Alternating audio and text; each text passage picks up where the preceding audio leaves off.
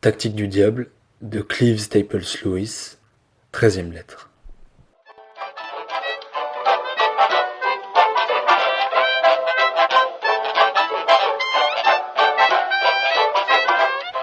Mon cher Wormwood, il me semble que tu noircis un bien grand nombre de pages pour me raconter une très simple histoire. Le fin mot de l'affaire, c'est que tu as laissé ton homme te filer entre les doigts. La situation est grave et je ne vois aucune raison pour laquelle je chercherai à te protéger contre les conséquences de ton incompétence. Un tel repentir chez ton protégé et un pareil renouveau de ce que le parti adverse appelle la grâce est pour nous une défaite de premier ordre. L'expérience que tu décris équivaut à une deuxième conversion, vraisemblablement plus profonde que la première. Comme tu aurais dû le savoir, le nuage asphyxiant qui t'a empêché d'attaquer ton protégé alors qu'il rentrait de sa promenade au vieux moulin est un phénomène bien connu. L'ennemi en a fait son arme la plus barbare et il en use, en général, lorsqu'il entend manifester directement sa présence à ton protégé sous une forme que nous n'avons jamais pu, d'ailleurs, analyser complètement. Certains hommes en sont environnés en permanence et restent, de ce fait, inaccessibles pour nous. Et maintenant, venons-en à tes gaffes. Comme tu le reconnais toi-même, tu as autorisé ton protégé à lire un livre dont il a pleinement joui, et cela, non pour qu'il puisse faire des remarques intelligentes à ses nouveaux amis, mais tout bonnement parce que cela lui faisait plaisir. Ensuite, tu lui as permis de marcher jusqu'au vieux moulin et d'y prendre le thé, de faire cette promenade à travers une région qu'il aime, et de la faire seule. En d'autres termes, tu lui as concédé deux véritables plaisirs. Es-tu ignorant au point de ne pas avoir vu le danger ? Ce qui caractérise la douleur et le plaisir, c'est qu'ils sont incontestablement réels et procurent ainsi à celui qui les éprouve une pierre de touche pour reconnaître la réalité des choses. Ainsi, si tu avais cherché à damner ton protégé selon la méthode romantique, en faisant une sorte de Childe Harold ou de Werther, qui n'aurait cessé de s'apitoyer sur ses détresses imaginaires, tu aurais essayé par tous les moyens de le mettre à l'abri de toute véritable souffrance. Car, bien sûr, 5 minutes de rage dedans auraient suffi pour dévoiler l'absurdité de ce genre de langueur romantique et pour démasquer tout ton stratagème. Mais tu as voulu le damner par la mondanité, en lui faisant prendre pour le plaisir la satisfaction de sa vanité, l'agitation, l'ironie et toutes sortes de fantaisies coûteuses mais mortellement ennuyeuses. Comment se fait-il alors que tu n'aies pas compris qu'un vrai plaisir était la dernière chose à lui concéder ? Ne pouvais-tu prévoir qu'un tel contraste suffirait pour donner le coup de grâce à toutes les fadaises que tu avais pris tant de peine à lui faire apprécier ? Et que le genre de plaisir qu'il retirerait de son livre et de sa promenade serait précisément plus dangereux que tous, qu'il arracherait à sa sensibilité la carapace que tu avais réussi à former à sa surface, qu'il aurait l'impression de revenir à lui-même, de se retrouver. Pour le détacher de l'ennemi, tu t'étais efforcé de le détacher d'abord de lui-même, et jusqu'à certains points, tu y avais réussi. Maintenant, tout est gâché.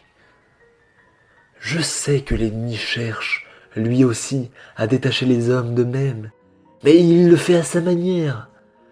Rappelle-toi toujours qu'il aime sincèrement cette affreuse vermine, et qu'il attache une importance exagérée à l'individualité de chacun. Quand il leur dit de renoncer à eux-mêmes, il ne veut que les amener à démordre de leurs prétentions égoïstes et volontaires. Une fois qu'ils ont fait cela, il leur rend véritablement toute leur personnalité et se vante, à juste titre je le crains, que quand ils sont tout entiers à lui, ils sont aussi pleinement eux-mêmes. Ainsi, tout en se réjouissant de les voir sacrifier même leurs désirs les plus innocents à sa volonté, il déteste les voir perdre leur individualité pour quelque raison que ce soit. Mais nous devrions toujours les y encourager. Les désirs et les impulsions qui sont au fond de l'homme sont en quelque sorte la matière première, le point de départ dont l'ennemi l'a doté. Chaque fois que nous réussissons à l'en détourner, nous marquons donc un point. Même pour les choses sans importance, il est toujours bon de remplacer ses goûts et ses dégoûts par les normes du monde, les conventions ou la mode. Je pousserai cette technique très loin. En règle générale, je m'efforcerai d'extirper de mon protégé tout penchant particulier, à moins bien entendu qu'il ne s'avère être un péché. Je m'attaquerai même à des choses aussi insignifiantes que son faible pour le cricket, sa collection de timbres ou sa tasse de chocolat. Je veux bien que ces choses soient sans vertu en elles-mêmes, mais une sorte d'innocence, d'humilité, d'abnégation s'en dégage, et cela ne m'inspire guère confiance. L'homme qui jouit de façon réelle et désintéressée d'une chose quelconque dans ce monde, et cela pour la chose en elle-même, en se souciant comme de l'an 40 de ce que les autres en disent, est déjà prémuni contre certaines de nos attaques les plus subtiles. Tu devrais toujours tenter de faire abandonner à ton protégé les gens, la nourriture ou les livres qu'il aime vraiment au profit des gens bien, de la nourriture appropriée et des bons livres. J'ai connu un homme qui était fortement tenté par de hautes visées sociales et qui en a été préservé par un faible pour les tripes aux oignons. Il nous reste à voir comment réparer le désastre. L'essentiel est d'empêcher ton protégé de faire quoi que ce soit. Aussi longtemps qu'il ne passe pas à l'action, peu importe l'insincérité de son repentir.